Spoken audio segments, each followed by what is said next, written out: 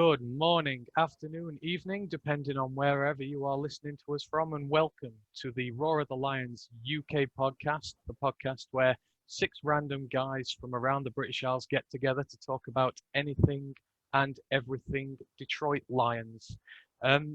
This is a special week, actually. This isn't one of our regular podcasts. This is a brand new show that we're bringing to you here today. This is the Roar of the Lions UK college football podcast, where instead of looking at the Lions specifically, we're going to take a dive down into the college game. I'm joined this evening by my co-host, Ryan McCluskey. Ryan, how are you doing this evening? Yeah, I'm good, thanks. I've been looking forward to this because, like I say, it's no secret that I love the college game. I probably watch it more than the NFL. It's something that has just had me hooked for many years now. So I'm glad to pass on a bit of wealth because I don't feel like it's talked about enough here in the UK. People don't seem to know exactly what is happening or where all these players come from that join the NFL. So let's just give them a bit more insight. So I'm looking forward to going down this journey.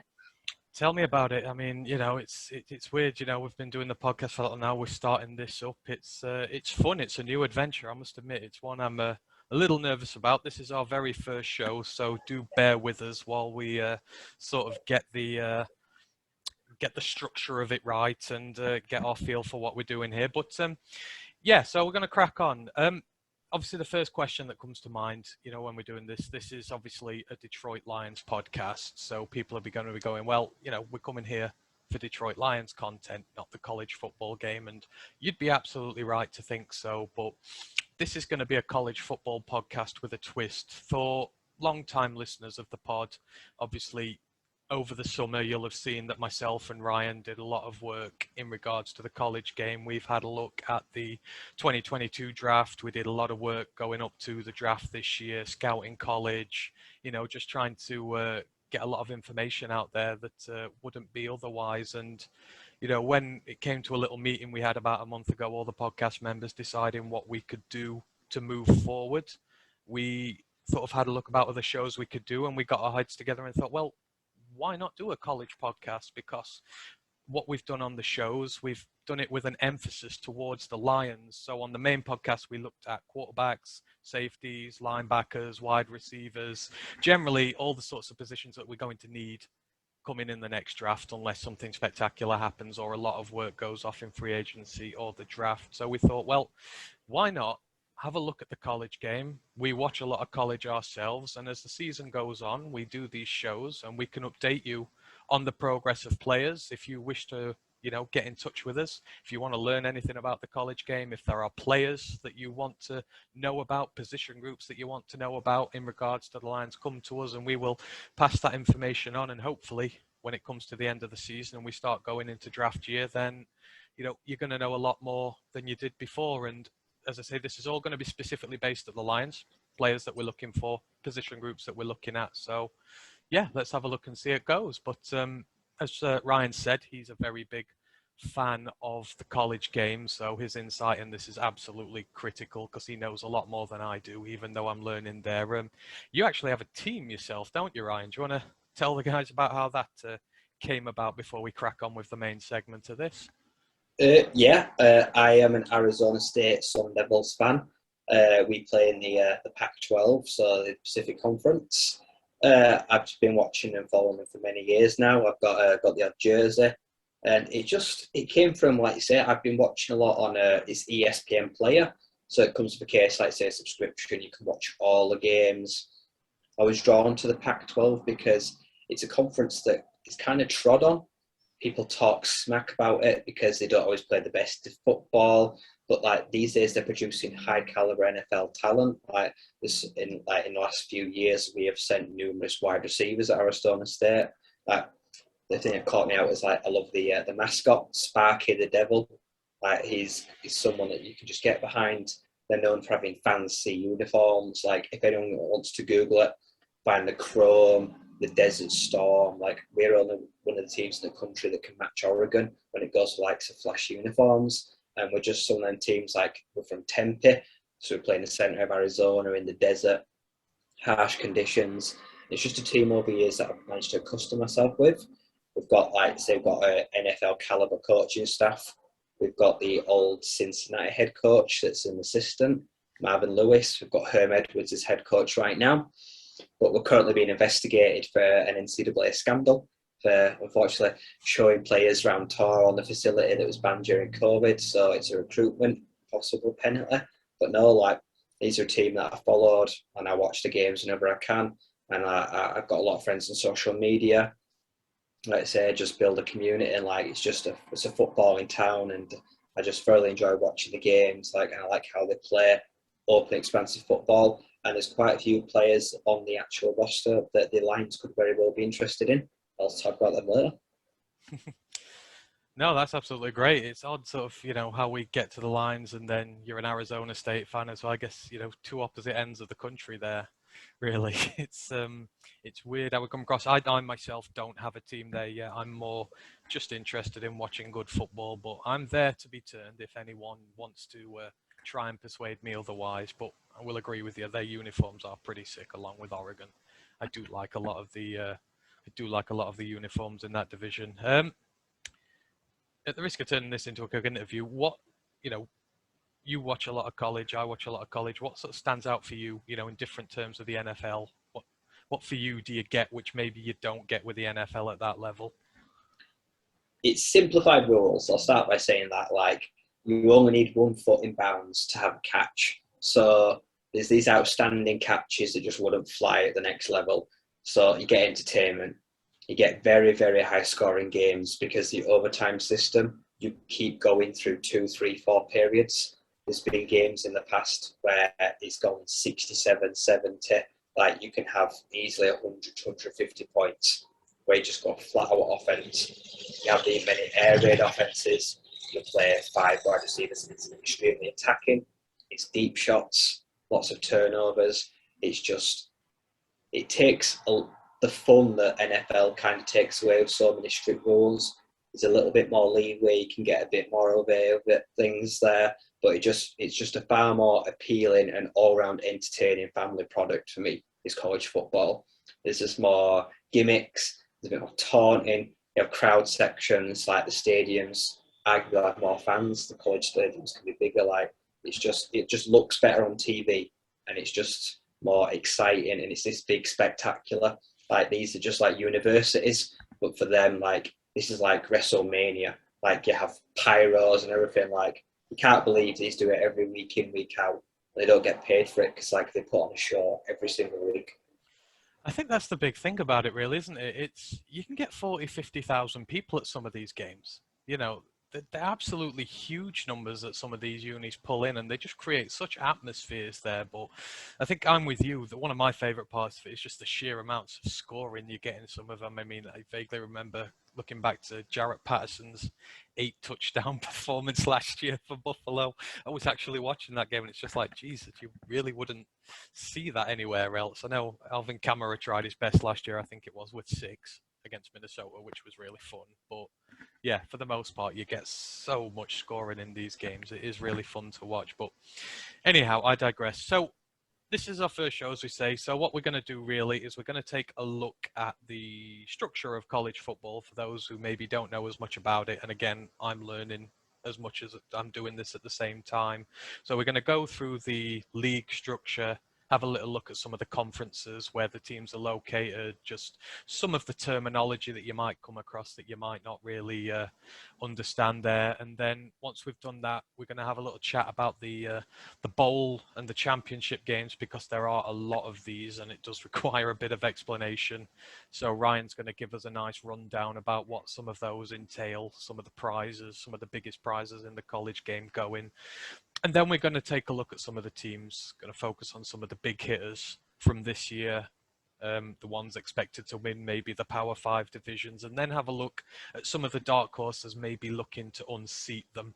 And then we're going to go into our player to watch list. So both myself and Ryan, we've got a little list of guys who we're going to be watching every single week this season, especially in regards to the Lions, guys who could become pivotal pieces in the draft coming up. We're going to have a look at those, introduce you to them, tell them what the skill sets are, etc. And then we're going to have a look at the week 1 NCAA schedule, because college football comes back this weekend a little earlier than the NFL, so we're going to get a little bit of a jump, a lot of game action to discuss and that before the NFL starts. So that's all fun. So I think, are you ready to crack on, Rye? We'll have a... Yeah, good to go, yeah. Okay, so let's do this. So the college game is run by the NCAA, as you'll hear. So the NCAA just stands for the National Collegiate Athletic Association, and this is the major governing body for all intercollegiate athletics. And I mean, this just doesn't cover football. This covers basketball, baseball. Some of these schools do so many sports, and this is sort of the governing body who keeps an eye on that. But we're focusing on football, so we're going to look at how the divisions drop down there. So there's 3 divisions when it comes to NCAA football. So you've got Division 1, you've got Division 2, and you've got Division 3. So with Division 1, so this is where a lot of our focus is going to be held this year. So Division 1 schools, these are the schools that have the biggest student bodies, the largest athletic budgets, and they hand out the most athletic scholarships. So these are the big power schools. There's more than 350 of them, providing about 6,000 teams for all sport, for all sports throughout there, and they provide a good number of football teams there as well. So yeah, these are the big guys, the ones that you're going to be hearing a lot of there. And this Division 1 is split into 2 categories. So you maybe have heard of the FBS and the FCS. So the FBS, this is the Football Bowl subdivision. Now, this is the highest level of collegiate football. This is sort of the creme de la creme. These are the biggest of the big schools, the one with the biggest pull, the one with the best players. So the FBS is, there's a lot of money put into this game. I think, correct me if I'm wrong, Rob, but I think Texas A&M, they're worth about $150 million. And that's just for a college team. So this is sort of telling you about the amount of money that is put into the game. And as Ryan's already said, it's amazing that the athletes, until recently, didn't see any of this. There has been a change in the rules, which we'll go over in some time. But basically, to be an FBS team, there are certain requirements you have to meet as a school. So the big one, you've got to average 15,000 people in actual or paid attendance for your home games. So that's either crowds of 15,000 or you sell 15,000 tickets to go to the games. So, and you've got to meet that once over a 2-year period. So at least once every 2 years, you've got to have an attendance of over 15,000. Now, just to put it into perspective, the average attendance for those games for these teams is about 42,000. So a lot of these teams have huge pull, huge influence going forward, and that's why they're in the biggest divisions there. The FBS is divided down into 10 conferences, which we'll go through in a little moment, but I'll just quickly tell you about the FCS before we do. So this is sort of the rung below. So this is the football championship subdivision, and we'll sort of go through the differences between the bowls and the championships later when Ryan lets us know really a lot of what that's about, because then that'll sort of give you the differentiation between what they are. But the FCS is basically the next level of collegiate football after the FBS. So they all run in the same style championships, but FCS teams don't have to meet minimum attendance requirements. So they can have as many fans as they want, really. But they will generally, for the most part, they will have slightly lesser budgets, lesser facilities, but in the grand sway of things for college teams, they're still pretty big, and you still get a lot of NFL players coming, from here. Obviously, you've had Trey Lance this year. He was the big FCS guy who was talked about. He went 3rd in the draft. So just because you play for one of these teams doesn't mean you don't have a future in the NFL. It just means it's a little bit harder to make your way up there. But the average attendances for these games is only about 8,000. So you can see sort of the vast difference between the structures, as you were. There's obviously a huge difference between a 42,000 average and an 8,000 average there. Is there anything else that's splits the FBS and the FCS, Ryan, or am I thinking it's mainly down to attendance? No, it's like you say, it's attendance. Like you say, the amount of scholarships you have. Like there are things like there are some huge teams in the FCS that are comfortable where they are. Like you say, because they're the powerhouses, they're the big sides that don't want to move. Like North Dakota State, they have been offered the chance multiple times, I believe, to move to FBS. But when you're winning championships, they've got a good crowd, healthy scholarships. It's not always worth the move. So, like you say, depending on the rural towns, the communities, like say some teams just suit that smaller lifestyle because they just can't accommodate these, like say, large sides. So, like say, for some teams it is optional. Liberty Flames are the newest to join the FBS. They've only been here now a few years and they've actually made a very successful start, but it's not often that a team makes the jumps these days. I think the Liberty Flames are a team we're going to be talking about a lot this year, specifically for one particular quarterback who we've mentioned a lot on the main podcast, and we will probably get to him later on in this show, actually. But so, as I say, yes, so we've got the FBS. This is the top division in Division 1, and then you've got the FCS. So the FBS is basically, it's split into 10 conferences, and this is where a lot of the terms you'll hear but maybe not know come from. So I'm just going to do a quick rundown of these conferences, mainly just geographical location and some of the teams in there, because I don't want to bore you by going through everything because it will take forever, but this just gives you a base knowledge of what these leagues are about. So as I say, the FBS is split into 10 divisions. So you have the American Athletic Conference, also known as the AAC. Now, the membership universities from here, they come from urban metropolitan areas in the Northeast, the Midwest, and the South. So you've got teams in there such as the University of Central Florida, where my favorite ever player, Richie Grant, came from last year, and I'm still good. The Lions didn't take him. You've got Cincinnati, Memphis, and Tulane, amongst others in that division. Then you've got the ACC, that's the Atlantic Coast Conference, and that's one of the Power Five divisions. These are considered to be the five toughest divisions in the FBS. So the Atlantic Coast Conference, that's obviously located on the eastern seaboard, where it borders the Atlantic Ocean. So you've got teams in there. You've got Clemson. Obviously, everyone will know about the Clemson Tigers. Even a lot of casuals will. That's where this year's first-round pick, Trevor Lawrence, came from. We're likely going to get another first-round quarterback from there in 2 years. This is a big school with a big name for producing big-time players, and they've generally ruled this division for quite a while. So you've got Clemson in there, you've got Wake Forest, you've got the University of North Carolina, where we're going to be looking at another quarterback a lot this year, Sam Howell. He resides there. And you've got Notre Dame in there for now. We're going to talk about them in a little bit and their status in the leagues. And you've got Syracuse, where our very own Ifiatu Melifonwu came from this year. So that's the ACC. The next, you've got the Big Ten. Now this, if I'm right when doing my research, is the oldest conference of the lot of them. And this comprises a lot of the major research universities over in America, a lot especially in the northeast, if I'm thinking rightly. So, oh no, you go from New Jersey to Nebraska. So yeah, it is the northeast area. So in there, you've got Detroit's hometown teams, you've got Michigan, you've got Michigan State, you've got Ohio State, obviously where Justin Fields came from, and again, a lot of good players come from Ohio State. And then you've got Penn State and Northwestern. It's a really competitive division, and we're going to talk about it a little bit more later. It's just unfortunately, it doesn't have a Michigan side at the top of it currently. Both of them not the best in the world, are they, Rye? Unfortunately, not, no. Not these days, anyway. No, it is a great shame. But as I say, we'll get back to them later. So we've also got the Big 12.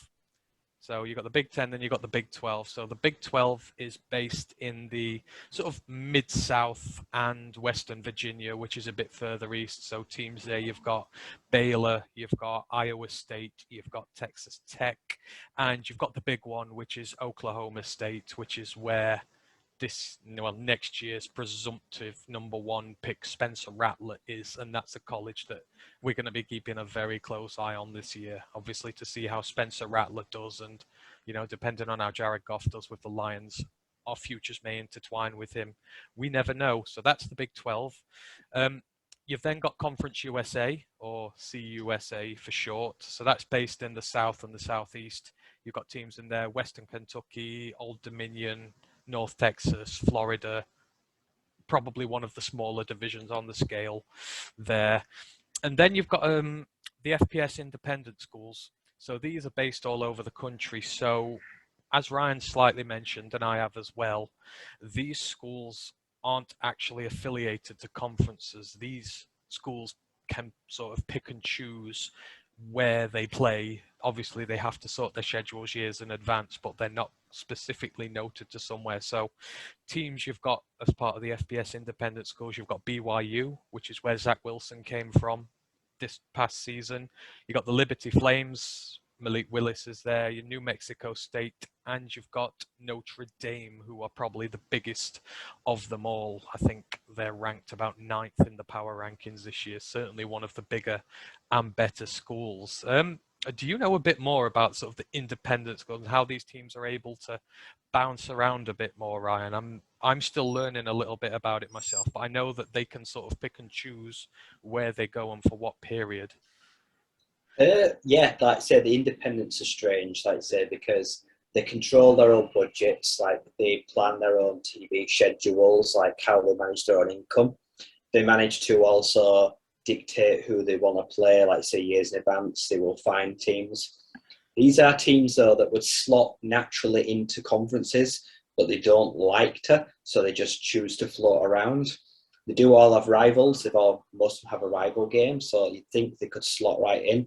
But these are teams that are willing to travel all around the country and play anyone, which means their schedules can have varying levels of difficulty.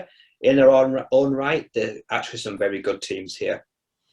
They do it's more money-wise, like how they like to work TV schedules and deals, what channels they want to be on, who they want to play, and like what time zones they want to be in. So these are schools that prioritize themselves being, like say, independent, managing themselves.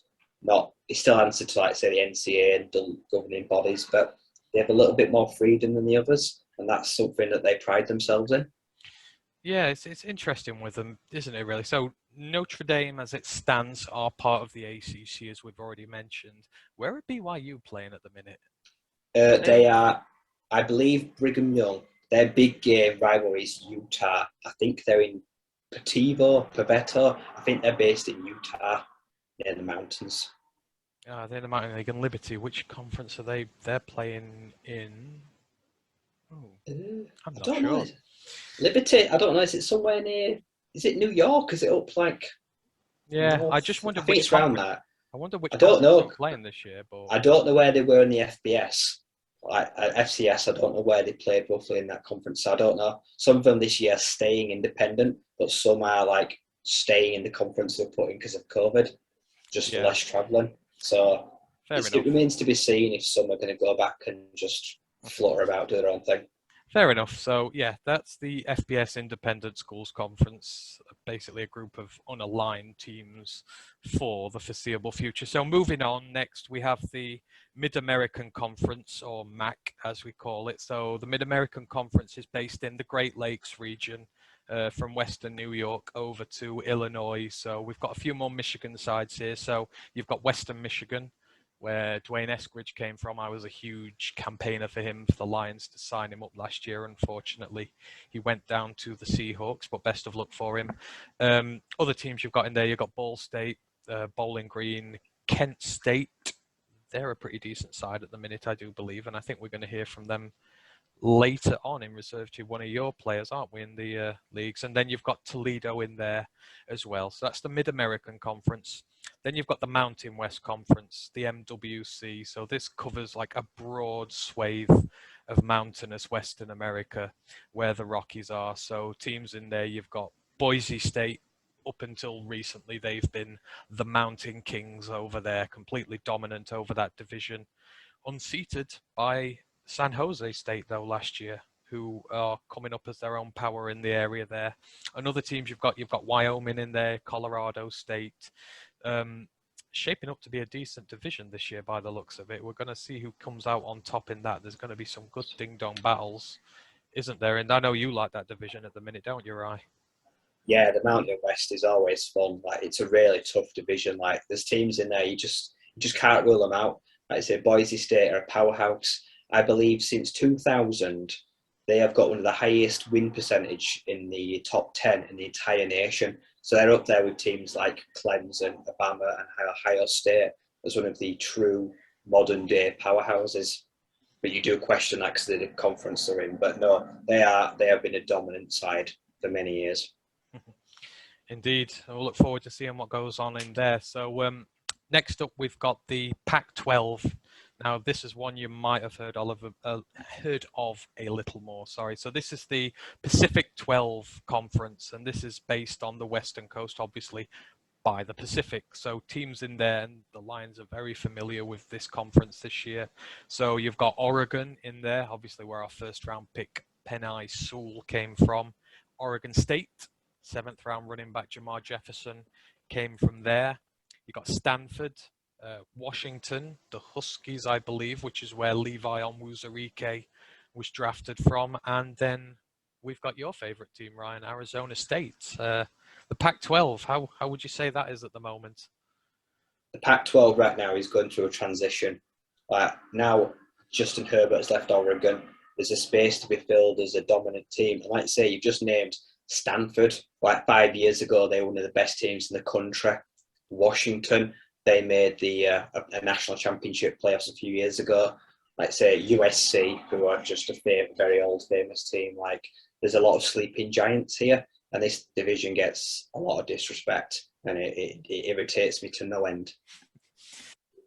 I know, and as I've said, the Lions really went to the well with the Pac-12 this year. A lot of our draft picks have come from there, and we're all looking very much forward to seeing them. So there is a plethora of talent there to be had, and I think I've got one of my guys later resides in the Pac-12, but we'll come to that when we do. So moving on to the last couple of conferences in the FBS, you've got the SEC, the SEC, or the Southeastern Conference as it's known. So that ranges from Texas all the way out to the East Coast on the sort of the south side of America. And that is split into an East Division and a West Division. So there's a further split down. So in the Eastern version of the SEC, you will find the Florida Gators, Georgia Bulldogs, Kentucky Wildcats, amongst others. That's the division we're going to be talking about because a few of our dark horses reside in there. And, oh God, why have I put East and West? I think, I've put East for both of these. And then I think it's the West, if I'm doing this right. In there, you'll find one of the biggest powerhouses in college football. That is the Alabama Crimson Tide, who produce player after player after player, first round pick after first round pick under Nick Saban, who's one of the geniuses of the college game. And, if you want to beat his team to a title, good luck to you. Other teams you'll find in there, the Auburn Tigers, Texas A&M, the Arkansas Razorbacks. Now, that's shaping up to be a really good division, I think, this year, isn't it? Obviously, Alabama are always going to be tough, but you've got Auburn in there who are good. You've got Texas, who maybe are a sleeper side. I think we're going to see a lot of good games out that division this year, don't you think? Yep, I agree. Like it's a tough division. Like you say, you never know what you're going to get of Auburn. Auburn are a historic good team. They've got Bo Nix at quarterback, but then they've got Tank Bigsby, fantastic running back. Texas A&M, who have struggled on offense for a few years, but they've got a nasty, horrible defense. They've just found a decent, I think, 4-star quarterback recruit. Since Dak left, they've struggled at quarterback. But once their offense gets going, they're able to match up with most teams in the country. They're primed to make a run potentially. Yeah, I think, we'll go on about this later, but there's a lot of new quarterbacks in the league this year, isn't there? In terms of, especially for the big schools. I think Alabama are under a new quarterback, LSU are, Clemson are, Texas A&M are. It's going to be very interesting to see how a lot of these guys, and Ohio State, don't know what's going on there. I think it's going to be very interesting to see how a lot of these QBs get to grips with these really big sides, isn't it? I think, some of these quarterbacks are going to crumble. Like there's an immense amount of pressure on, like, some of these guys are just sophomore, freshmen, and these are expecting big things, like to try to deliver a championship. Some of them are going to sink, some of them are going to swim. Definitely, and that's all of what college is about. Some stars emerge from nowhere, and some who you think are going to be huge just disappear into obscurity. And then, so rounding out the FBS conferences, the final of the 10, you've got the Sun Belt Conference. So that is also located in sort of southern Texas, working its way out to the eastern coastline. And there's a lot of smaller schools in this division. So you've got Appalachian State and Coastal Carolina, who are the two big guns out there. And Coastal Carolina, especially after last year, had an amazing year, and we're going to be telling you more about them and their quarterback as this series progresses, because I mean, it looks like there could be some real players there on that team. And then you've got other teams, Louisiana Lafayette and Monroe, and then you've got Texas State in there as well. Sunbelt's going to be a good one between Appalachian State and Coastal Carolina this year, don't you think? It will be, yeah. And then, like, Louisiana Raging Cajuns, like, they're an interesting team. Like, they've come off some double-digit win seasons. They just had a player drafted, Elijah Mitchell, I think, a running back. Like they are a heavy scoring. Like, this is a full-on three-way race this year. Like, the Sun Belt is going to put up a lot of points, and it's slowly climbing up the FBS ladder. I feel like getting a bit more credit. Yeah, I think, like you said, there's a few teams in there who aren't necessarily considered to be amongst the biggest, but who are just creating some really strong teams in that division. So that's something we're going to be keeping a close eye on there. So that rounds out the FBS and their conferences. And I say we're going to be doing a lot of our stuff in there. So we've been in a little bit more detail about those. Now drop into the FCS. That is divided down into 14 conferences. Now, I'm not going to bore you by going through all those. If we ever need to go into those divisions, we'll explain them in a little bit more detail. But just to quickly go through the conferences in the FCS. So you've got the Big Sky Conference, the Big South Conference, the Colonial Athletic Association, the Ivy League, obviously where all the fancy universities reside. You've got the Mid-Eastern Athletic Conference, the Missouri Valley Football Conference, Northeast, Ohio Valley. You've got the Patriot League, the Pioneer Football League, the Southern Conference, the Southland Conference, the Southwestern Athletic Conference, and the Western Athletic Conference. That is how the FCS is divided down. I don't know, Ryan, are there any in there you're particularly fond of? I know I'm still trying to get up to date on my FCS at the minute, but is there any out there if the listeners do want to watch that is worth taking some time for? Yeah, you've got the big boys which could potentially compete in the FBS. You've got North Dakota State, the Bison.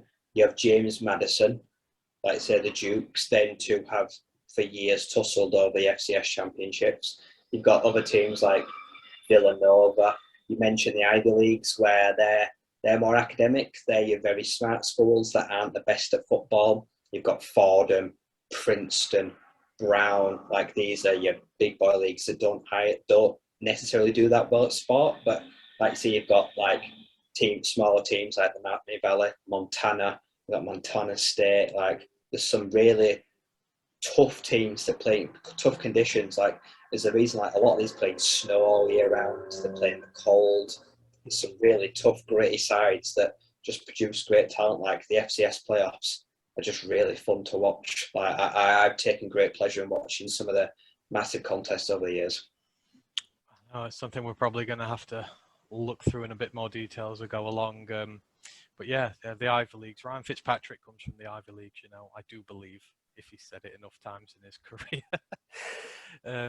He obviously came from Harvard, didn't he? So yeah, that's basically the breakdown of Division 1, and we're going to do the difference between the bowls and the championships in a minute, but I'll just quickly gloss over Divisions 2 and 3 just to give you a little bit of a thing about those. So Division 2, there's about 300 schools who are part of this. Now, these schools will still offer athletic scholarships, but generally there's a lot less than what will be offered in Division 1. Therefore, the amount of, athletes they can get to scholarships, can put on rosters, is generally a little less, which is why they don't compete with the bigger schools, and then like athletic departments, school budgets, they're generally all just smaller to the point where you can't compete or you don't have enough pull to play in the FBS or the FCS.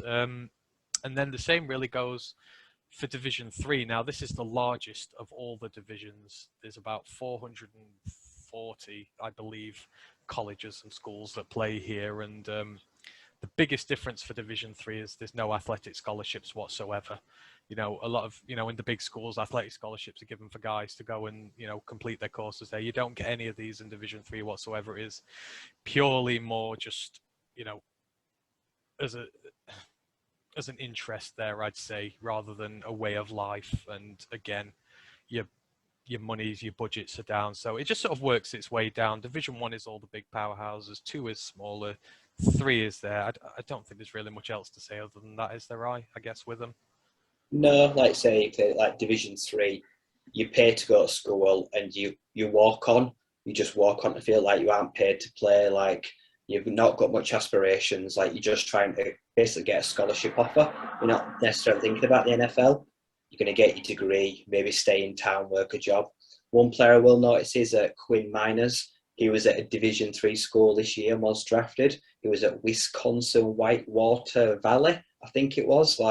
Yeah. And they're a non-scholarship school, so it's not unheard of to get noticed on a national roster. Like there is hope still there, but no, these players play for the love of sport, just trying to get through school, probably work a job part-time because they're paying to have the privilege of school, like saying just want to maybe get a good state, jump up a division, but they just play for the love of the game just to try and get noticed. Yeah, I couldn't put that but much better to myself, to be fair. So yeah, they're Division 1s, 2 and 3. That's basically the breakdown of the NCAA football. And then below that, you've got JUCO, which is sort of the junior college football there. Now, Ryan, I know you know a little bit more about this than I do. Do you just want to quickly explain JUCO for people? Yeah, JUCO is very similar, but these are schools that find it really hard to attract players. Now, the easiest way I can put this is if anyone has watched Last Chance U, Independence, Eastern Mississippi, these are JUCO players that try to attract people to these very small rural towns. Like say they're in Kansas. Some of them have great facilities, but these are kids, like say, that struggle to get out of state. So they go to their local college. The teachings aren't great. Like say, you struggle, you're just trying to maintain an education. They don't have the money or the facilities, so they do work with what they can. Some players like John Franklin, Rakeem Boyd that we saw in that series, sometimes for disciplinary issues, teams higher up won't touch you. You've been dropped out of college. You can go to JUCO and you can somehow resurrect your career, and it worked for some of these. Like you say, it's very humbling to see these small town kids, small towns, drive 3 hours to practice just to try get a sniff of a chance at a scholarship. These are real hard-working, proper, gritty kids that are just, like I say, some of them struggle with school, so they can't get these higher offers, so they just sit down, a lot of tuition, and they're just trying to bust their ass off and trying to make something of themselves. And it can be a great platform. There's no shame in it for anyone, and it can really give you a chance to get noticed on air. Some of the games are televised.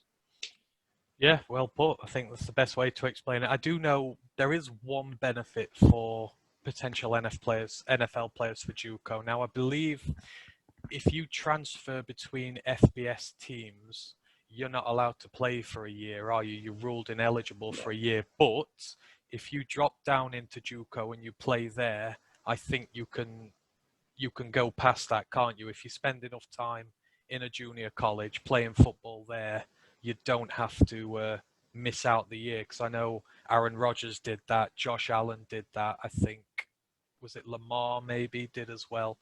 There are a few guys. If you move between the big power schools, you don't want to miss a year, you do have to drop down into JUCO as well. But that's really sort of the most I knew about it for there. But the transfer portal is a very, very complicated thing, and I don't think we're going to drop into that too much. It's just a little nugget in regards to JUCO there. So yeah, that is the breakdown of the divisions 1, 2, 3, and JUCO. Now I'm going to hand over to Ryan here because, as I say, we've done we've gone through the football bowl subdivision and the football championship subdivision, but we need to sort of learn the differentiation between the bowls and the championships. And Ryan here is going to give us a little bit more insight into that. So do you want to take this one away, bud?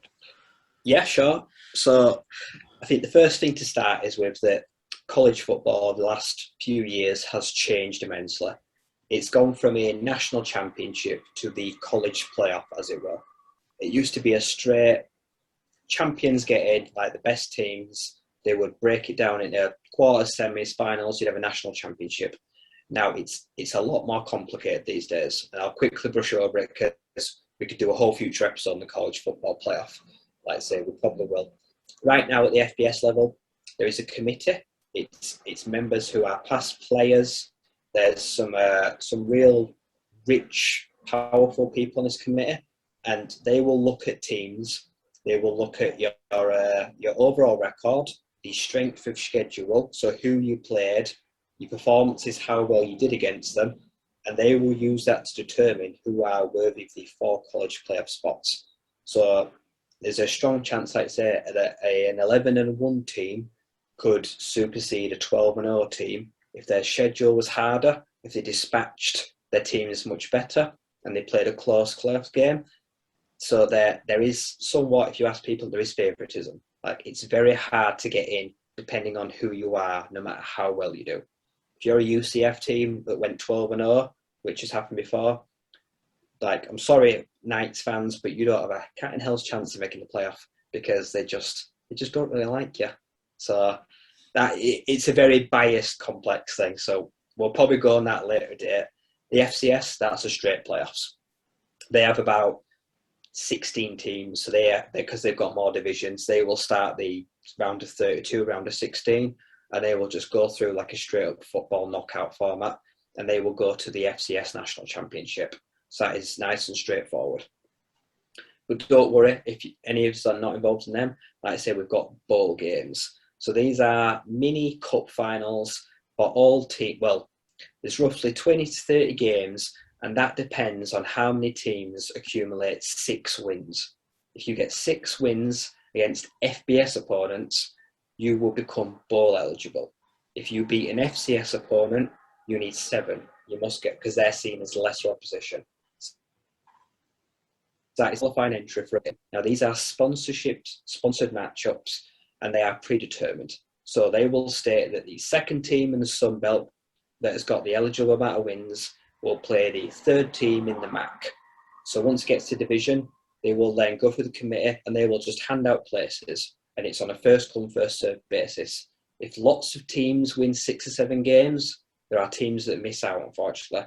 It is more in a ballot system then. They will just pair teams up, and then you've got the likes of the Idaho Potato Bowl, you've got the Cheez-It Bowl, the Music City Bowl.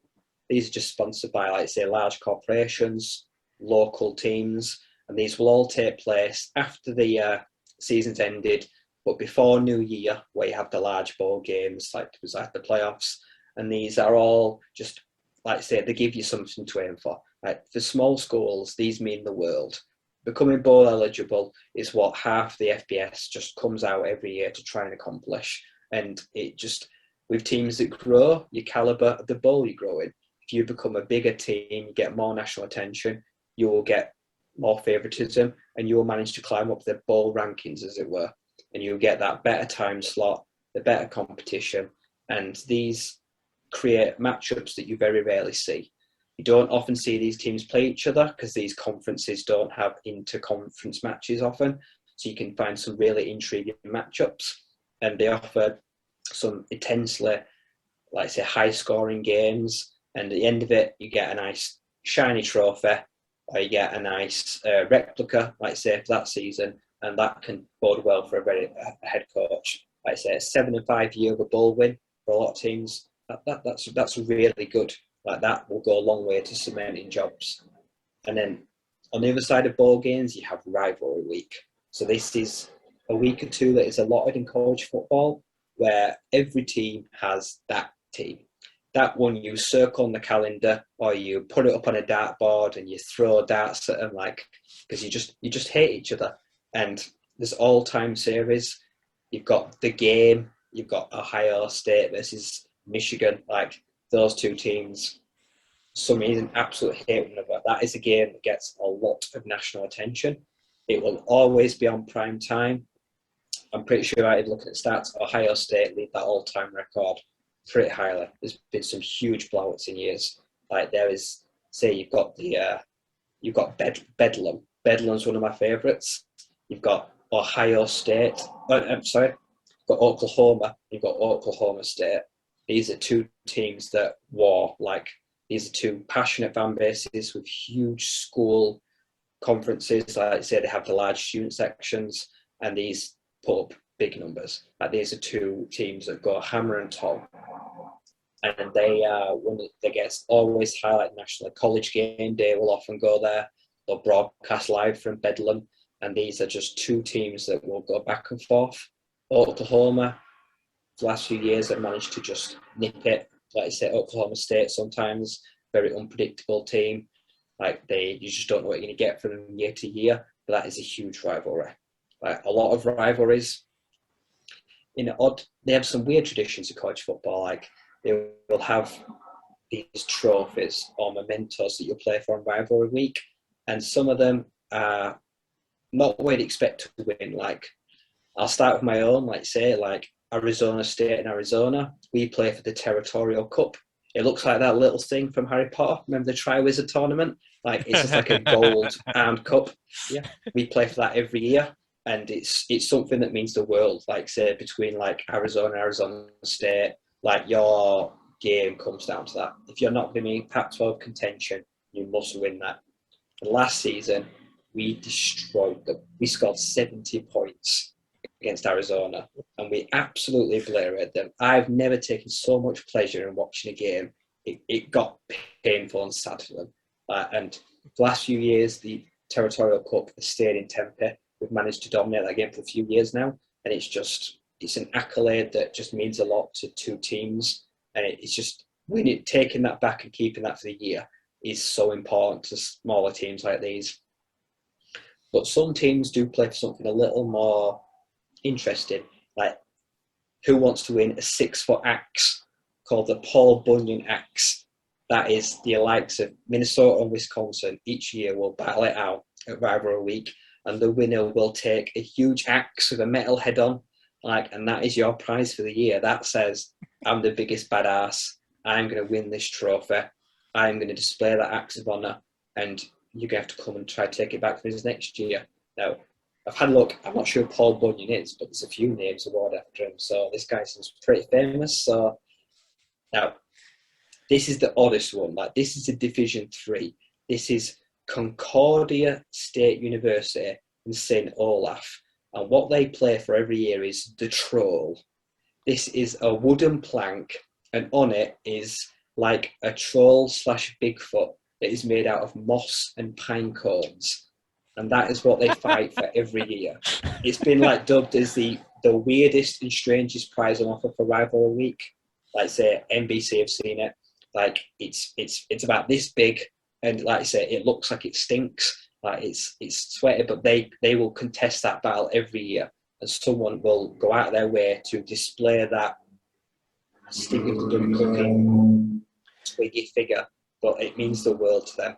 Like you can go online. You can look at NBC, like the rivalry is like a huge, some smaller rivals, like say like an independent school like BYU, they have a huge rivalry, and that is it's with Utah, because I believe they're both very close in that state, and these two have very one-sided games. Like these are two schools at different sides of budget. Utah are quite a large school, BYU are growing, but they're independent, and they will play every year, and they will go to overtime. They will really just put on a show for people. This is like David v. Goliath at times, but it can be one of the more entertaining games to watch because it's someone that you'd expect to be more one-sided, but BYU most certainly hold their own when they can, and they've managed to cause a few upsets. Rivalry Week is one of the best in college football because they bring them all together. These are teams that just really hate one another in some cases. Like it's not even just they want to win, they want to destroy the opponent. Like these are teams that just they can't stand one another. Outstanding. It's brilliant. Like I say, some of the things you just think it's not worth fighting over. There's bells on wheels. There's a big wheel, like say, I think off of the side of like a cart, like things that like hold sentiment to these teams and states and fans that wouldn't look out of place at your local like council's tip over here. It truly is one of the wonders of the college game. I think it's quirky things like this that just make it so enjoyable. But I know one of our listeners will have appreciated that Phil was part of our Twitter group on WhatsApp. I know he was asking about rivalries earlier. Obviously, you mentioned Ohio State and Michigan, which you said is the big one and has been completely dominated by Ohio State recently. Don't hate me, Michigan fans, but it's true. It's weird, like you say, it's weird how they're the big rival and not Michigan State. They're kind of like the little kid brother who's trying to get attention and noticed, aren't they? But they just can't force their way in there. Although Michigan State did upset them last year, which I know caused a lot of pain and anguish on our timelines. It's this Michigan Ohio one. Every single day on Twitter, I see it. They're always taking pot shots at one another. It is really heated, isn't it? Yeah, it is. Like, I think it's got something to do, like, say, these schools go a long way back. So, like, say, these are, like, two quite historic, proud schools. Like, Michigan were probably one of the powers in, like, maybe late 80s throughout the 90s. Like I said, once it got to, like, the most recent 2000s, Michigan have just struggled. Like, it's a sad story. Like, Harbaugh's been there, and realistically, he's not managed to achieve anything. Like, in the last few years, they've just stagnated. And I'm amazed that he keeps getting extensions. Like, at some point, they're going to pass on him. And I've noticed that the NFL talent has really started to dry up in Michigan. Like, say, you've had the likes of, like, we've just had, like, Pay, Nico Collins, but the big name positions, the running backs, the quarterbacks, they just can't find them. They're just really struggling. I think it's really worrying what's happening at Michigan right now. I think that's the big thing. It's quarterback they've not been landing on, isn't it? I know there was so much hype over Joe Milton, and he just went to pieces last year. And I know it's Cade McNamara, I believe, who's won the starting job there this year. There is a lot of belief in him, but as you say, they need to really get better. A lot, because Ohio State are just running rampant at the minute, really, aren't they, on that conference? It's not even funny, Yeah. to be fair. Yeah. Like I say, Ohio State, like, I think what's most impressive is that Ryan Day, like, was an assistant, now take over as head coach, has stepped in, and they've just not missed a beat. Like, it's so hard to keep up with, like, 3 or 4 teams in the country that can just gobble up all these 5 stars. Like, it's not even fair, the amount of quarterbacks they've got, and they've just taken, like, the best one in, like, the nation that skipped high school, like, just to play here. Like, it's really unfair on other sides how they just gather all this talent that sits behind another and then slowly takes over. It is probably the most thing you compare it to is like, it's like a dynasty, like the Patriots. Ohio State will just keep plugging and playing. And they just have, again, like Michigan, they have such a plethora at quarterback. You've got first year guy CJ Stroud this year, but then you've just had Quinn Ewers commit there a year early because of the new rules, them being allowed to advertise themselves. And he's like the next big thing, isn't he? It's like they've not even got the next guy, and they've already got the guy behind him lined up. It's just like a well-oiled machine, just like at Oklahoma, I guess. It is, and what people need to understand about college is that CJ Stroud, like I say, is probably going to play here for 3 years. Now, you might ask yourself, so why is one of the greatest recruits of all time decided to go there and wait for his turn? Like, but in college, this happens a lot. Teams will cluster up great quarterbacks, and some of them will sit and compete, and they will lose out and they will transfer. Like, here's looking at you, Tate Martell, because you're terrible. But some players, like I say, are happy to sit and wait for their turn, and that just doesn't happen in the pros. If you can't play there, you have to look at another option. But these are happy to find a school that is a powerhouse that can offer them what they want, and they will wait 3 years, and they will try and make the NFL off 1 year's production, and it can work. Like, it's just, they just build, like I say, it's conveyor belt. It's mind-boggling.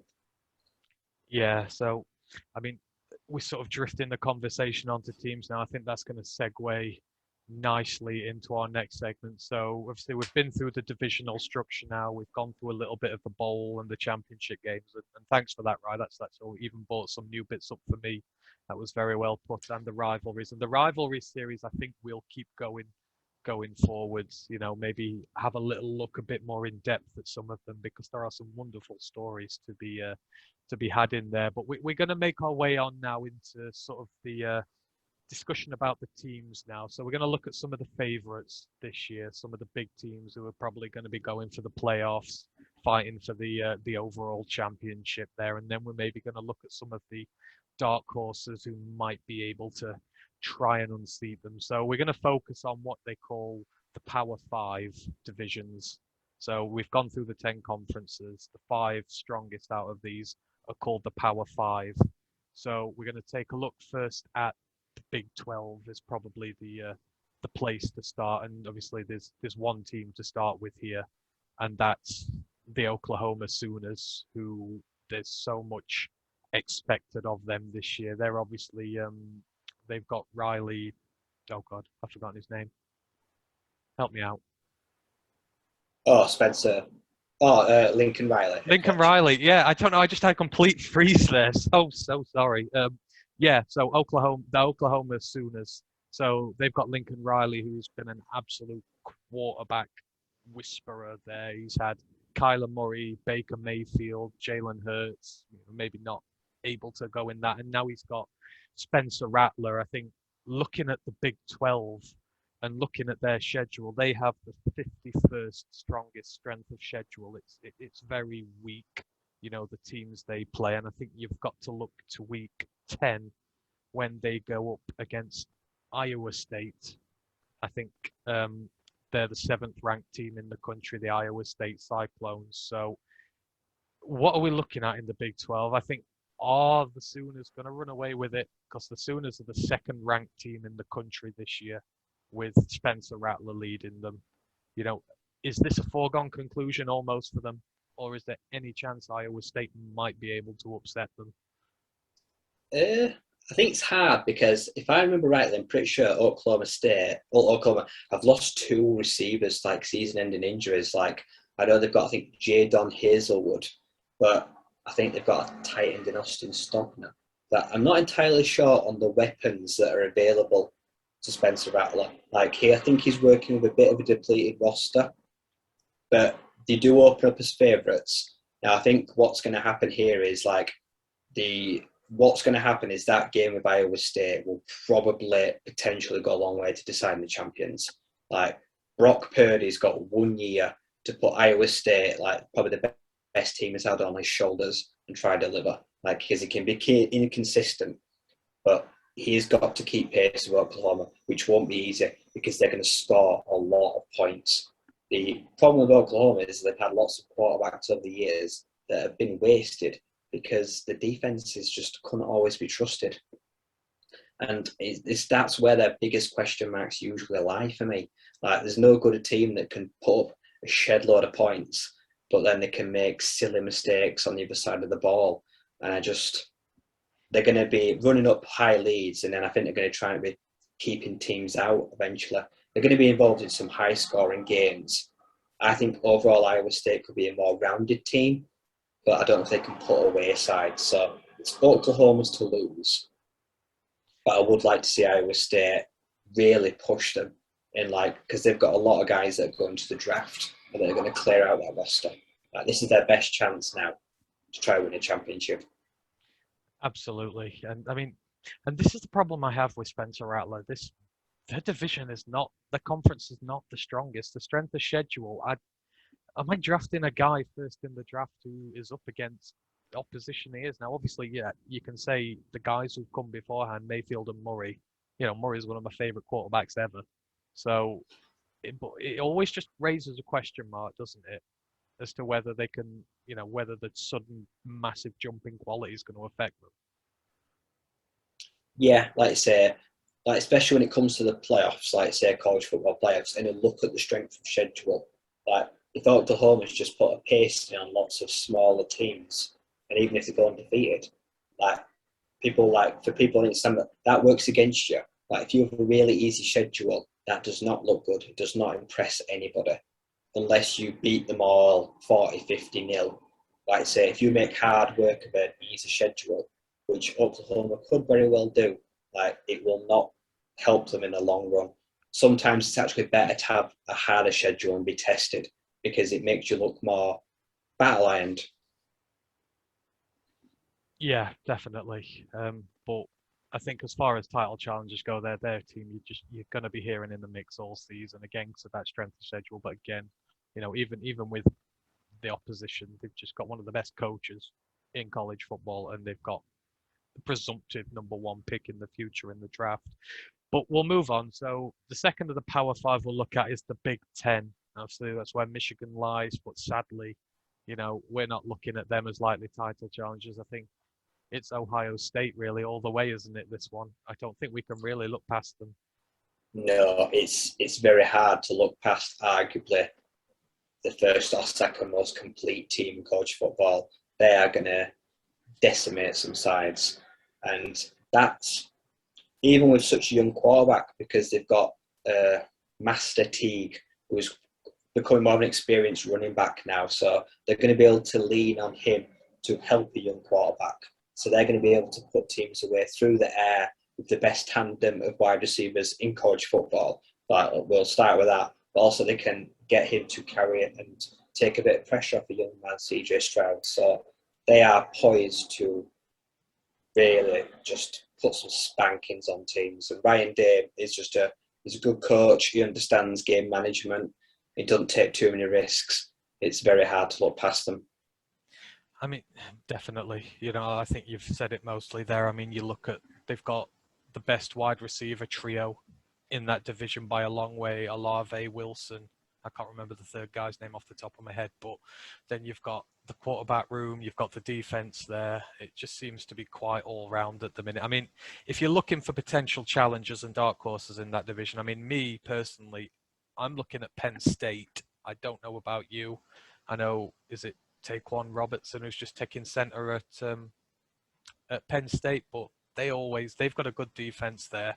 I like the offense, but I just don't know whether it's enough to overcome Ohio. But for me, they're the nearest opposition I see. Is there anyone else in that division who maybe you reckon is going to make waves, or is it just Ohio State's again to lose this year? There's a dark horse. They're unranked because they had a bad year last year, but Minnesota have got some very key individuals. Like 2 years ago, like Tanner Morgan was one of the most efficient quarterbacks in the country. Like last year, they struggled, but they've got one of the top draft running backs in Mohamed Ibrahim. So they've got a potentially high-powered offense. I believe they've got an experienced defensive line, so they're bringing returners, and they've got PJ Fleck, who's a really high thought of coach. So, but an actual dark horse, like you could look at them. You've also got Wisconsin, and you've got Iowa. Iowa are always just really hard to beat. Like they're really solid on defense. They produce good safeties and linebackers. It's just how well they move the offensive side of the ball. But it's going to be like Ohio State up here, and then the rest are all scrapping for like taking scraps and hanging off their coattails. It's going to be fascinating to see who can compete. Yeah, definitely. Obviously, it would be nice if Michigan could Michigan State could make a few waves, but I don't think we're going to see much of that this year, really, are we? But speaking of, going after scraps, we'll move on to the third of the Power Five. So looking at title challenges, we're looking at the ACC, the Atlantic Coast Conference, and I mean, this is Clemson's all the way, surely again, the Tigers. I mean, it's going to be really interesting to see them this year, and because this is where the guy I'm looking at for future Lions quarterback is, DJ Uiagalelei, and it's going to be really interesting to see how he does. But he stepped in when Trevor Lawrence went down with COVID last year, and he just looked really good. And Clemson are another one of those who always put out a good team. Now, is this Clemson's again to lose this year? Or, I mean, we do have Notre Dame in there. They're always a threat, but I don't know whether they can take the title. What are we looking at for the ACC, do you reckon? it's funny with the ACC. It's funny with Clemson as well, because we're going to find out very quickly, because they've got their week one matchup. I think will tell us everything we need to know. Like DJ Uigalele was very fortunate that Justin Ross is returning this year because he had a serious injury, so he's got an experienced receiver to help him. The offense is always just so explosive. It's just so hard to stop because they're so well coached. But this team, this division has got some very hard to judge, but teams that have got a lot of upside. There's a high ceiling. Like say, you got Miami, so you got De'Aaron King, who is someone that is very highly thought of as a very solid dual threat quarterback. They've got a few weapons. North Carolina, you got Sam Howell. You've got a sturdy defense. Can they compete? Boston College, like they're not the biggest team, but they've got a quarterback who's getting some draft buzz. So it's another one where it's going to be very hard. Like I say, it's going to be the matchups. Like say when North Carolina play Clemson, it's going to have to come down to you must beat them. If you don't beat them, they're not going to slip up anywhere else. Like teams are begging that Clemson lose week one because that will make this division wildly interesting. And I hope they do. I really hope Clemson go out week one, lose, and that will just spur everyone else on. I would love to see someone take the ACC away from them. Yeah, definitely. I mean, that week one matchup you mentioned against Georgia, I mean, if we're talking about dark horses as well, we'll go in there. Georgia, for me, they're my dark horse this year. Obviously, so much of it revolves around JT Daniels, a quarterback, and his ability to stay healthy. But I really like him, and I like the Bulldogs side. I think they've got some good additions on offense this year. I can't remember the tight end's name they got, but I think they got a 5-star tight end in. You know, they've got a good receiving core there, and their defense is pretty good. And if they could pull off a shock against Clemson, then I'd probably be willing to move them from dark horse to actual contender for me.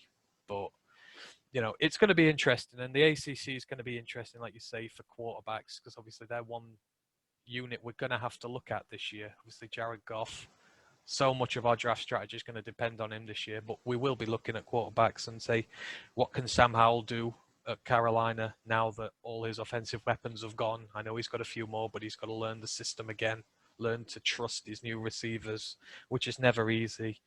And then you've got Notre Dame in there as well. And for me, you never know what you're going to get with them.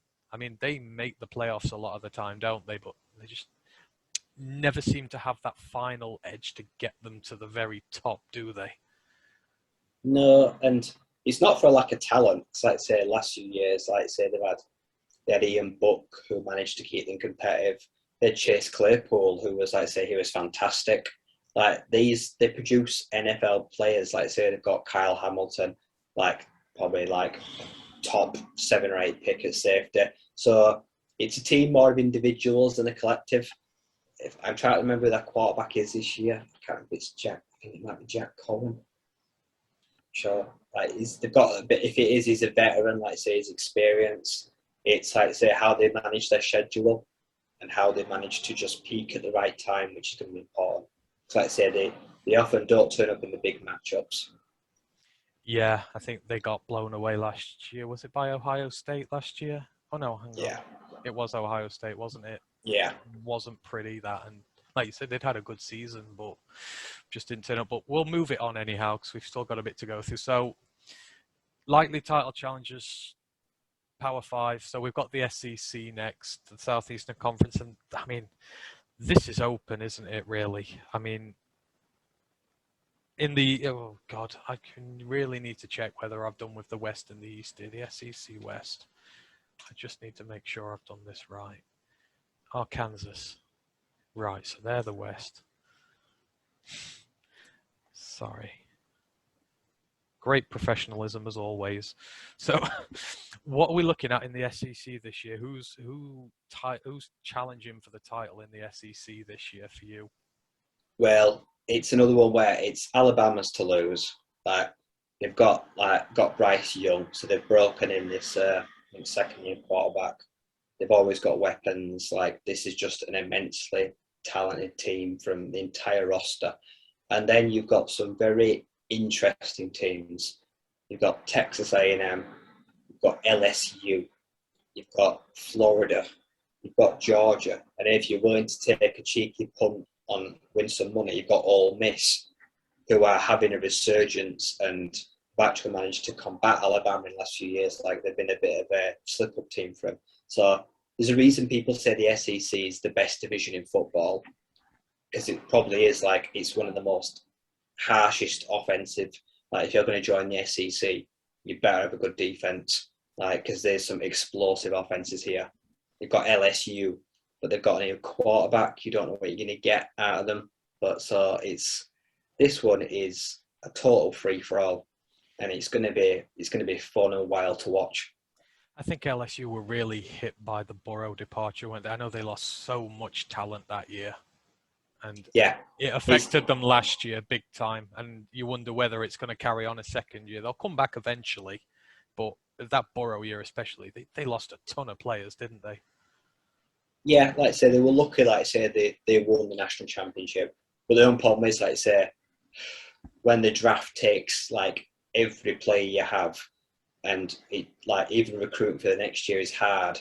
You basically start from scratch again. And last year LSU were just back to basics. They were just trying to break in new players, and it's going to take a year to get up to speed. So people are really harsh on them, and it just won't fair. Like, what do you do when you have like 20 players drafted? Like, it's not easy because even scholarships and rosters, you can only fill so many holes. Absolutely, and these are college players, so it's kind of a massive drop in talent to start with, isn't it? Especially the acclimatization period for players in there. I mean, you've mentioned all the good teams in there, but we've also not even mentioned one of the dark horses for me, the Auburn Tigers. Obviously, Bo Nix is there. Yeah. It's Bo Nix in Auburn, isn't it? I really like them as a team, and I think it's in a stacked division. I'm really going to be keeping a close eye on their results this year. If they can upset some of these bigger teams, which I think they've quite clearly got the capability to do so, it's just, can you do it? Because obviously in the college game, it's very hard to beat some of these elite tier sides, isn't it? Just the depth they've got. Yeah, and like I say, Auburn are going through a transition. Like I say, for so many years, they found success under Gus Malzahn. If anyone doesn't remember, like go look at the Kick Six on YouTube when they won the Iron Bowl. Like they were a team that caused a lot of upsets. Bo Nix is very hit and miss, but Tank Bigsby, like they've got one of the potential non-quarterback Heisman running backs. He is going to be asked to put that team on his shoulders and pound. And they've got a safety in Smoke Monday that I mentioned a few weeks ago as a player to watch. Like I say, as a potential good defensive back. So they're no slouches at Auburn, but they're going through a large transition. But that means they could cause a few upsets because they will be underestimated. Definitely, it's going to be interesting to see how they do. And just while we end the SEC, just send some thoughts and prayers to the Arkansas Razorbacks. They have to play all these teams in that division and officially have the strongest strength of schedule in the entire country. And it is really not pretty. So that's going to be a shame. But we're going to hear about them and a particular player later. So we'll move this on to the last one. So the last of the Power Five, obviously the Pac-12. This is, your expertise there. Who's going for the Pac-12 this year? Is there an outright winner, or is this a free for all of a load of good teams? Right now, it's probably a free for all. Oregon lost Justin Herbert. Their backup Tyler Shook transferred, so I think they've got some new kid on the block that's taken over this. Like I say, they lost Sewell, they lost Brady Breeze, like they lost Javon Holland. So they're a team that was depleted from last year's draft. So they're working on rebuilding. Like, whether you're a Keaton Slovis fan or not, no one can look past USC because they're going to be really competitive this year. Like they've got some great players. They've got Drake London. They've got some very solid like defensive ends as well. Like I say, some high level wide receiver talent still. They're going to be really competitive. I mentioned a potential dark horse in Utah. Utah, year in, year out, produce a really good, solid defense, but they struggle on offense. But they've just brought in Charlie Brewer, who Texas and Baylor fans will know very well. He's a very experienced, talented quarterback. He's got 1 year to show his mettle. And I think he could potentially do something here. They've got a draft sleeper tight end. They're going to be someone to watch, and they're going to fly under a few radars. My Sun Devils, Arizona State. I'm not sure what's going to happen yet because of what's happening off the field. I'm hoping it won't affect us on the field. Luckily it's happened now. It doesn't look like the head coach is going to step down or not to after the season. But Jaden Daniels is a potential draft quarterback. We've got a great tandem running backs. We've got a linebacker that's going to get drafted highly. We're just a very well put together roster. This could be Herm Edwards' maybe final year. He's going to want to go out on a bang. We might not win the entire thing, but we can win our half of the conference. I would put money on us potentially getting to the Pac-12 championship if we can go on a 9-10 game win streak. But this conference is wide open. Now you've got Washington and Stanford. They're two big historic names that 5-10 years ago, they were running the Pac-12. When you had McCaffrey, Browning, you had some huge names that they've fallen on hard times and struggled to recruit. But Pac-12 is probably the most wide open conference, I'd say, in the Power 5. So what you're saying is Arizona State are absolutely going to be champions in that division. Nope. No one put me down for that. No, I'm with you. With, like you say, there's so many teams there. I mean, Oregon always put good teams out, and we've obviously been a huge benefactor of that this year. And there's still a lot of talent on that team. I mean, Washington, they just had 4 defensive guys drafted in the last draft. They've got a few more coming through. I think out of all the big winners, the teams to watch for, the Pac-12 is just an open book. So we're going to keep a close eye on that one as it goes along. But apart from that, your title challenges, you are looking at Oklahoma, Ohio State, Clemson, Alabama. I know it's a cheap cop-out, but these teams are there for a reason. They're really good. But, we've seen some dark horses who could maybe do so as well. So this is what we're going to do as the season goes. We're going to see how the situation unfolds and detail it as we go along. But, we've spent our time on the teams for now, so we're going to go on to the players. So me and Ryan have got a list of players. I think we've got 5 apiece who we're going to be looking at every week. These are guys who we're really high on, who we think, going to be possibly part of the Lions draft plans this coming year. We're just going to let you know who they are, maybe tell you a little bit about them. We're not going to keep it going too long for now because you'll hear a lot about them as the season goes on. But if we just sort of go between us, Ryan, do you want to give us your first guy who you want to watch this season and why people who are listening to us should be also interested in watching them? Yeah, this is easy. If anyone doesn't know who Malik Willis is, he is a future potential star. He is the next Trey Lance because he is so dual threat. Don't look at his passing numbers, what he's done at Liberty, who are an up-and-coming team now. They've just got a deal to have national televised games for the next 2 years, so you're going to be able to watch him quite comfortably on TV. When he doesn't beat you with his arm, he will run over you. He's built like a truck. He's an impressive young man, and he's someone that has got the potential to increase his stock to maybe a top 10 pick next year. He is going to be one of the potential Heisman candidates this year, no doubt. Yeah, I mean, anyone who's listened to our podcast for even a few minutes, especially on these draft episodes, will have heard his name. I mean, I was very impressed last year. I loved watching Liberty play. I didn't really focus so much on him. I know you and Matt both have. And I think, if you're a Lions fan and you're looking for quarterbacks next year, Malik Willis is the first stop on the tour because, as you say, he's got such a strong arm. He's so mobile in the pocket. He just makes some unbelievably good throws. So, definitely one to watch out for. And certainly the Flames as a team are as well. I'm going to come straight back at you with another quarterback. So this is my sleeper quarterback. I mentioned him on our quarterback show for next year, but I'm going to mention him again because I'm going to be looking at him this year very closely. And that is Carson Strong, who plays for the Nevada Wolfpack. Now, Carson Strong, this is a really, for me, he really excites me. He's got phenomenal arm strength. Out of all the quarterbacks we talked about, I think he's the one who has the best arm strength out of the lot of them. You know, this guy doesn't struggle to make throws at any level of the field, short, intermediate, deep. He can make them, you know, and he's also just got such a great degree of awareness and patience in the pocket, and his decision making gets better each year he goes by. And for me, you know, that's obviously critical. You've got to be good under pressure. You've got to be able to make the good throws. Now, obviously, you know, he's on the fringe for a reason. There are accuracy issues. Obviously, you can have a big arm, but you've got to have the accuracy, and that's the thing I'm going to be looking for this year with him. I want to make sure he's getting, you know, good accuracy rates. He's make sure he's finding his receivers very often. But I mean, you know, a lot of quarterbacks at this level have accuracy issues. It's just something that naturally comes along with time. But given the right quarterback coach, given the right situation, he's going to be a really good quarterback. And Nevada, for me, they're a decent team this year. Now, they've got some very tough games.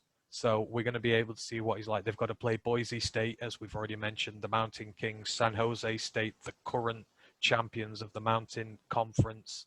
You've got California in there as well. You've got some tough teams. So it's going to take a lot, but, you know, we're going to keep you up to date with him. And for me, I think he could be a starting quarterback for the Lions in the future. I mean, Nevada are a good team this year, aren't they, Ryan, to be fair? I think they are anyhow.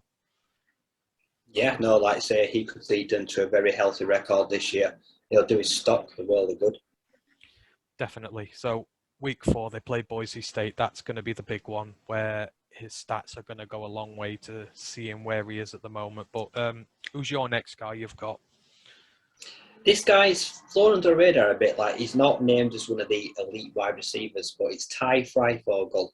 He was the second with Philly last year. He's in Indiana Hoosier, and he is someone that I think the Lions should watch immensely. He's going to be maybe a middle round kind of guy, but he's very elusive. Last year, he averaged almost 20 yards a reception and came with 7 touchdowns. So he was a product of the Michael Penix Jr. elevating his play. Pardon me. Indiana last year, played well above the norm the year they should. Yeah, playing against Ohio State, they played one hell of a game, almost caused a huge upset, and he caused them nothing but problems. When he plays them this year, I hope everyone just circle Ty Freifogel. He's an elusive, savvy route runner, and his average yards per catch, 19 and 14 the last 2 years, tells you that he gets behind defenses. I think he's going to be someone that's going to have a huge year, and he's just going to manage to sneak up in the draft boards next year. I must admit, he's one I've not heard of, but you know, that's what this show is for. We're gonna take a lot of guys who haven't been put in the light yet and shine the spotlight on them. So yeah, obviously I think receiver's going to be big in the draft for us next year. So I think that's probably going to be one of the positions we're covering the most. And as I did with the first pick, I'm going to come straight back at you again with a wide receiver myself. However, I've gone for the creme de la creme this time. This is the guy that I'm hyping big time, and you know, Lions fans need to be very excited about if Goff plays well and we decide to go wide receiver with our first pick, and that's Garrett Wilson from Ohio State. Now, Ohio State has a fearsome receiver core this year. You've got Garrett Wilson there, you've got Chris Olave there, you've got Jackson Smith there as well. You know, probably 3 of the best guys in college football at receiver, and they're all in the same unit together. But Garrett Wilson's just, he has everything to his game. Before the catch, during the catch, after the catch, he's sudden, he's explosive in his movement, he gets off the line very quickly, he's built like a brick house. So in contested situations, he beats his man more often than not. Even big built tight, defensive ends have trouble dealing with him, and he's going to be in a good position this year. Like I say, he's working with a new quarterback.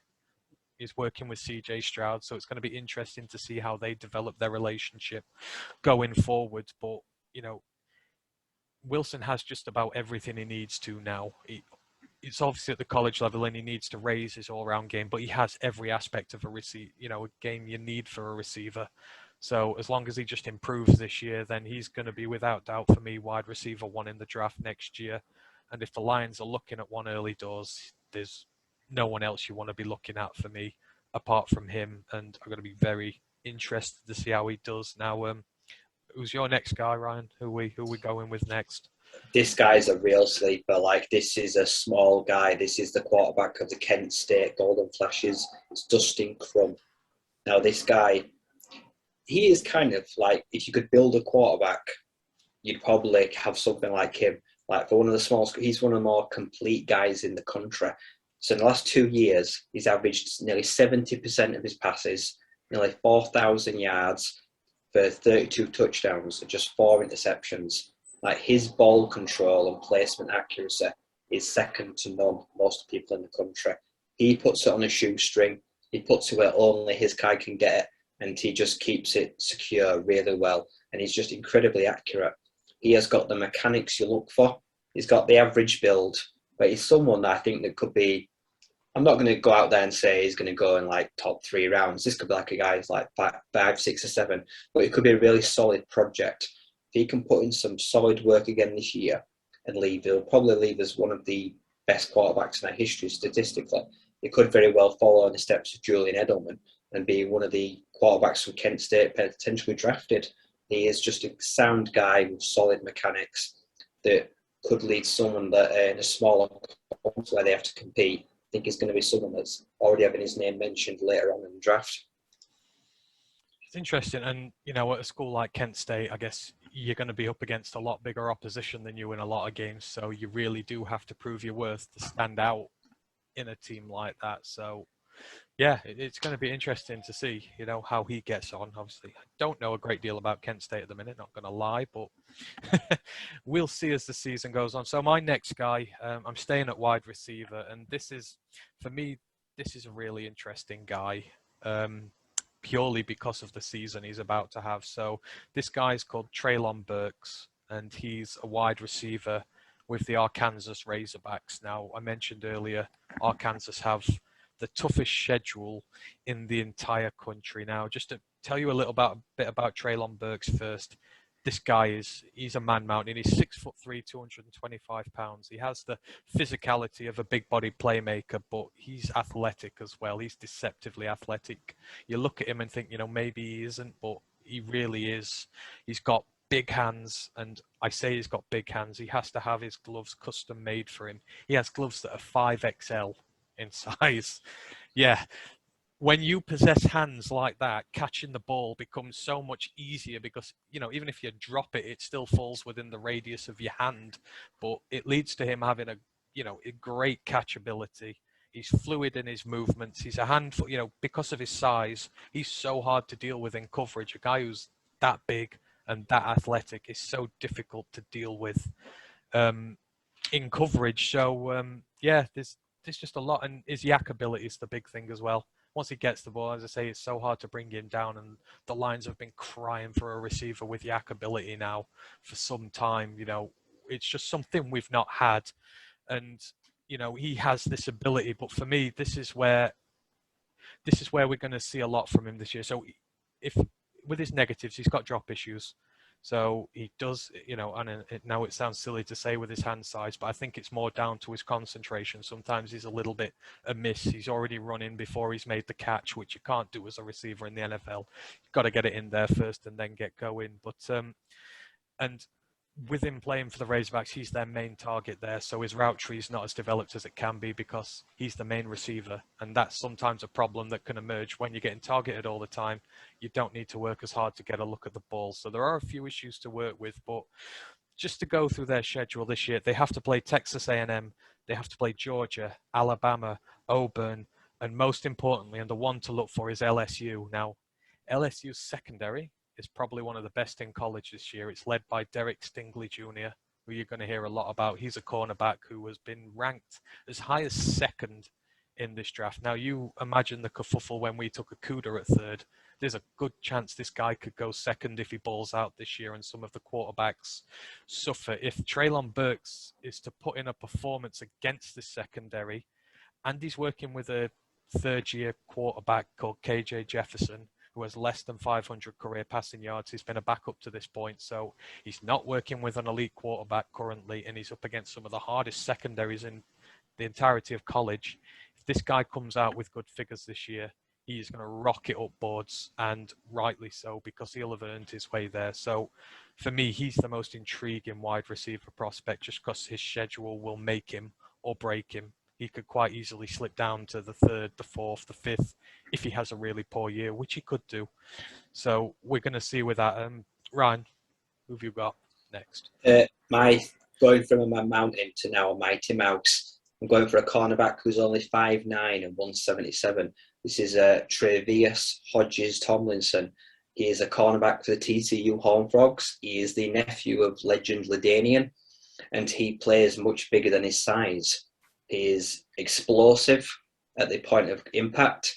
He has fluid hips, turns very well, and his closing speed makes up for the lack of presence and height and size. He reminds me of someone that just went undrafted. That's our Darius Washington, almost identical in size and play type as well.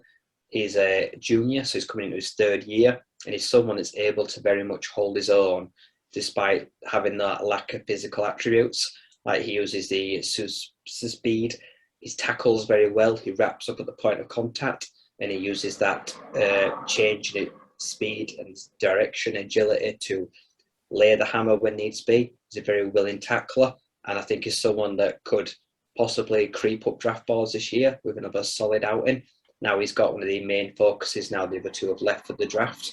I think he's someone that could have his name called potentially, and I think he's on some of the pre-season, like second or third team, all teams, so he's been highlighted as someone to potentially watch, and it'll play hopefully a lot bigger than his size.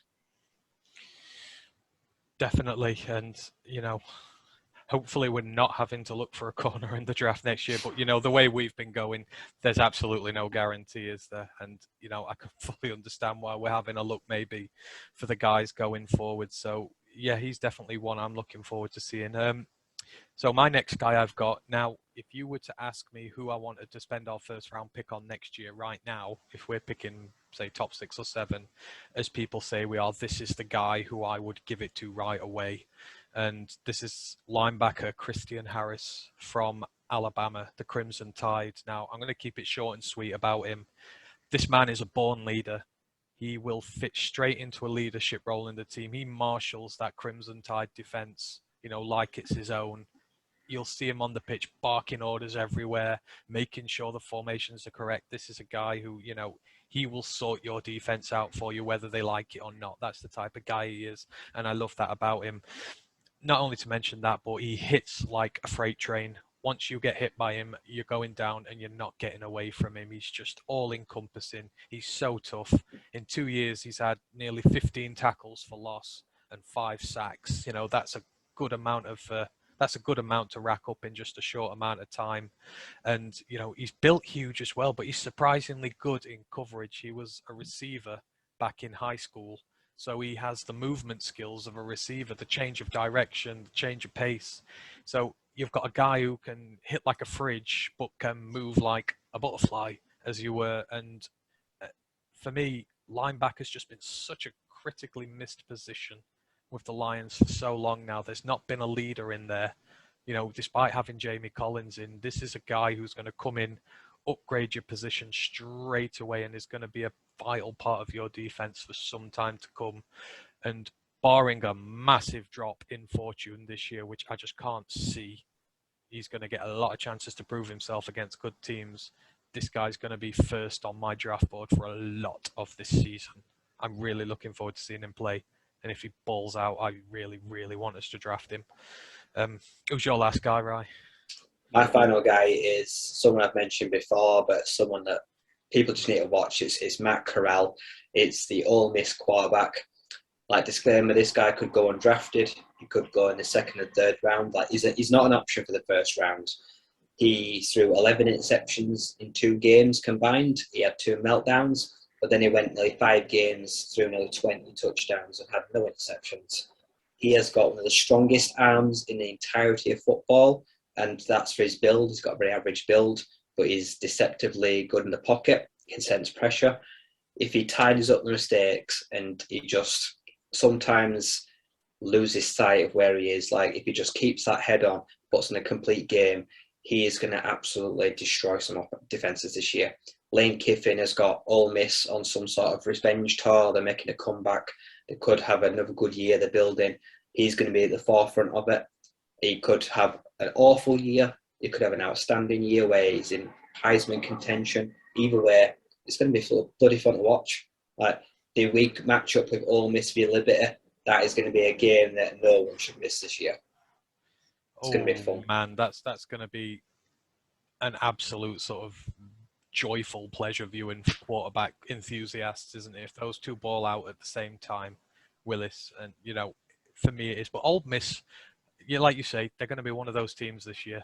They could be incredibly good or bad, but you're probably leaning towards them being incredibly good. And if so, it's going to shake up their conference no end. So again, emphasis on the quarterbacks. We're going to see how these guys get on as we go closer to time. Now, finishing this off, and I'm going to keep it short because I know we've gone on a little while. So this last one is my wild card. I know I've gone with a few bigger guys so far, but I really like this guy. He's another linebacker, and he plays for the Washington Huskies, which is where we drafted Levi from this year. His name is Edefwan Olafosio. Now, if I find my notes on him again, because yes. So, as I say, I like watching the Huskies defense. They had 4 guys drafted last year. They've got a defensive coordinator who knows how to make NFL caliber players. And, this is a guy who's coming through their system. He's only had 7 starts in 20 games. Obviously, they've had depth there. And like I say, a lot of guys who've been drafted. So he's waiting for his turn. And this is going to be his year. He's 6 foot, 230 pounds. So he's got a good frame about him. He's amassed so far 62 solo tackles, 34 assisted ones, 5 tackles for loss, 4 sacks, 4 passes defended, 4 forced fumbles, 2 of them he recovered. So he brings a lot to his game. He can sack you, he can defend the pass, he can force the fumble. He's shown that he's got all aspects of his game there. Now, when he starts, he averages over 7 tackles per game. So this is a guy who's always in the action, always looking to make a play. That's a lot of tackles on average just for a starter when you're considering what they go through. So, and the best thing about him, he was actually unranked at high school. They didn't give him a ranking whatsoever. This was a guy who no one thought was going to do anything at the collegiate level. But as I say, he's taken his chance that he got so far. He's been a peripheral starter. He's going to get the starting job this year. And he just brings all the aspects you need. So, watching the tape, and I have watched some tape on him, he loves to read the quarterback, and I love linebackers and secondary guys who are good at reading the quarterback. So, he's a guy who can read the eyes of the quarterback, and he's off to intercept a pass before it's left the quarterback's hands. It's just a really really good skill he has, and like I say, all aspects of his games are good. As for a rookie, he just needs to keep developing. But this is a guy who I think we could maybe get, rounds 3, possibly 4, but you're getting quite possibly a round 2 guy. That's how high his ceiling can be, and he's one who we really closely need to watch. And like I say, he's working at a scheme that creates NFL caliber players. So, I'm really looking forward to seeing him this year. He's in your division. He's got a lot of stiff competition in there, a lot of good offenses he's going. So we're going to be seeing him quite a lot. So yeah, he's my guy to look for this year, who could just come from nowhere, because he's not really in many circles at the minute when it comes to the highest linebacker this season.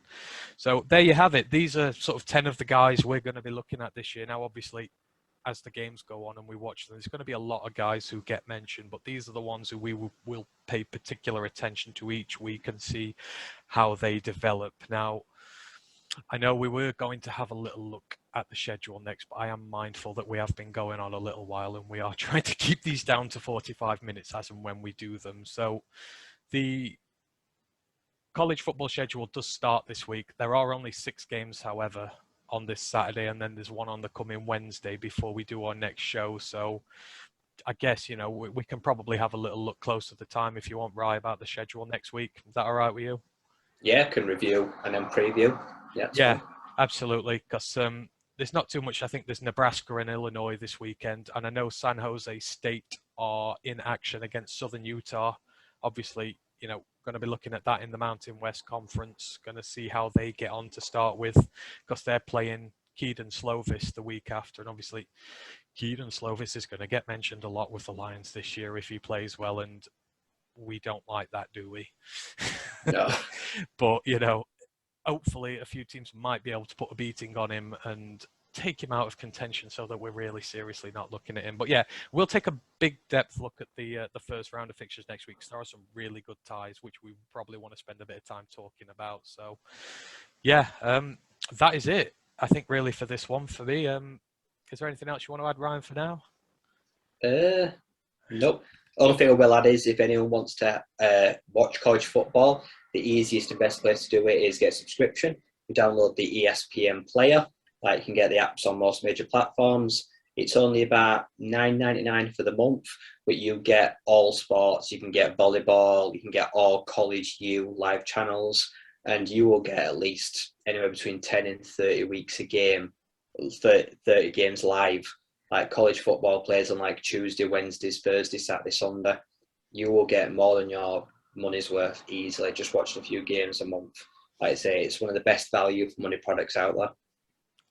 Yeah, no, definitely agreed. I'm probably going to look at doing that this year. However, if you do want to be a bit more of a cheapskate like me, you can find the streams of most games on YouTube. Someone's always streaming the games on there, and the streams are usually of decent quality. I think the other one, don't Notre Dame have a deal with someone this year, a TV outlet? I'm pretty sure there's a service over here that is streaming every Notre Dame game if people want to watch them. Yes, there is a free channel that has all the Fighting Irish games. I can't remember what it is, if it's Free Sports or maybe Eurosport, something like that. But I'm pretty sure it will be free to air when they play. We'll look into that one for you. But yeah, if you're a Fighting Irish fan, their games are free on television somewhere. But yeah, apart from that, YouTube, ESPN player, plenty of places to find out there, you know, where this is all done.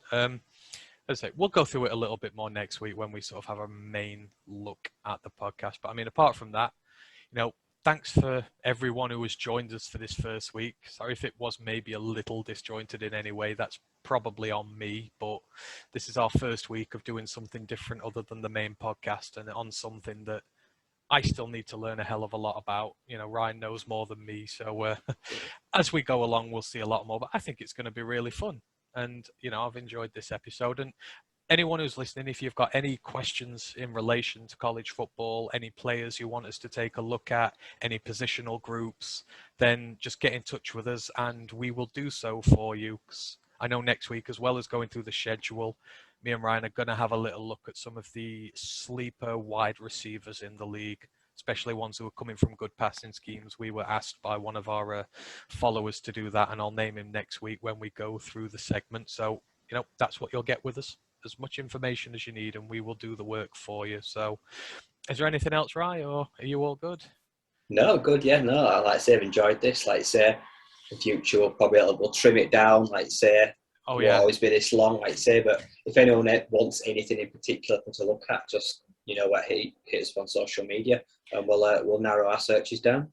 Absolutely. We are looking to do about 45 minutes for these per episode because it will, as I say, gain more of a structure we can go quickly through. But this is an introductory episode. College football isn't easy to break down into small bits in some parts. So hopefully you've enjoyed, you know, our breakdown. Hopefully you know a little bit more than before, and hopefully you're back with us next week. So just quickly go through our socials as we do. If you want to find Roar of the Lions on YouTube, you'll find us at Roar of the Lions UK, Twitch, ROTL_UK. On Facebook, you'll find the page Roar of the Lions UK, the group Detroit Lions Fans UK, One Pride Worldwide. Twitter and Instagram, you'll find us at ROTL_UK. And also the website, www.roarofthelionsuk.com, where you'll find all sorts of interesting articles and opinions and hot takes from all of us here at the podcast. And we're updating that quite often. I think the latest in our series of views at our NFC North opposition has just gone up not so long ago. So do take a look at that. Steve does put a lot of effort into those. But all it does now is to remain me to thank Ryan for this evening. It's been really good, and I'm looking forward to watching this series grow as we go on. And we shall see you again on Monday. So 29th of August, it is the reviewing the preseason game against Indianapolis, and we're going to do a debrief of the preseason in general. And we're going to look at the 53, who makes it, who doesn't. Do look forward to that. And then we'll be back in a week, and we will be live next week, hopefully. We've just done this one as a sort of test run on audio, and you'll be seeing us live in future, so you can come and interact with us and let us know about all things college. So until next time, thanks ever so much. Cheers, Ryan. One Pride. One Pride.